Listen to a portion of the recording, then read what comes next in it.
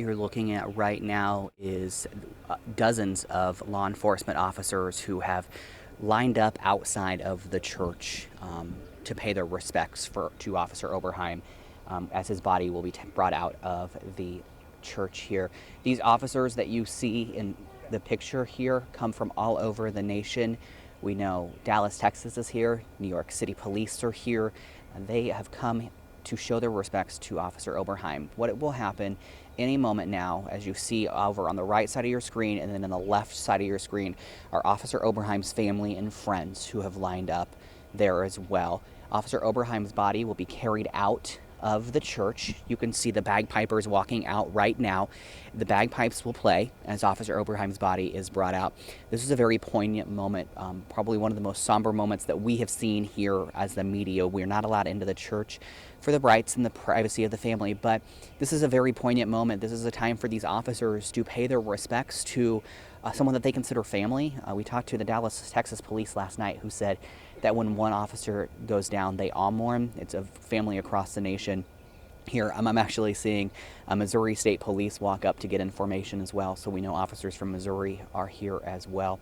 Officer Oberheim did die a week ago today in a shootout after responding to a domestic violence call in the city of Champaign. He was a Stephen Decatur graduate who also worked for the Decatur Police Department for several years. We talked to Chief Jim Getz about a week ago now, who said that Officer Oberheim was a jokester. He was a family man. He had 4 daughters. One of them just graduated high school, one is in college, and 2 of them are twins going into the 8th grade, or just graduated the 8th grade. He leaves behind his wife as well. Officer Oberheim, after his body is brought out, will then be transported to the cemetery, Monticello Township Cemetery, where he will be buried. A procession route, the entire route being lined with American flags and people asked to come out. The procession likely to start sometime after 1, between 1 and 1:30. They're anticipating a little bit of an early start, so anybody who wants to get out can pay their respects to the fallen officer.